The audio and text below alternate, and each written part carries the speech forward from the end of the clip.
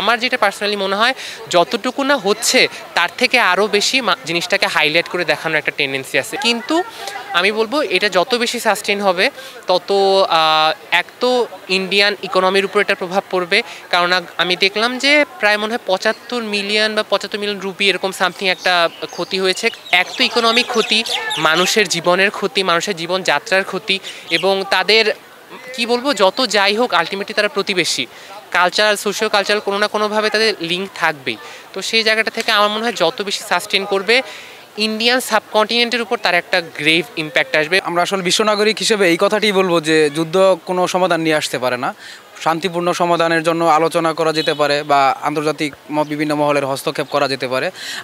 আর ভারত পাকিস্তানের যুদ্ধ বা বৈরিতা বা সংঘাত যেটাই বলি না কেন, সেটা দক্ষিণ এশিয়ার রাজনীতির জন্য একটি অস্থিতিশীল পরিস্থিতির জন্ম দিবে এবং একই সাথে আমাদের আন্তর্জাতিক যে খাদ্য শৃঙ্খলা অর্থাৎ ফুড চেইন এটার নষ্ট হয়ে যাবে এবং একই সাথে আন্তর্জাতিক বাণিজ্যে বিভিন্ন ভারসাম্য নষ্ট হবে। একই সাথে দেশের অর্থনীতি যেমন আমাদের বা বাংলাদেশের অর্থনীতি দক্ষিণ এশিয়ায় মূলত এই দেশগুলোর উপর নির্ভর করে থাকে, আমদানি রপ্তানি বাণিজ্য ইত্যাদি বিষয় এখানে জড়িত। তো এখানেও মনে হয় যে বাংলাদেশেও আসলে প্রভাব পড়বে।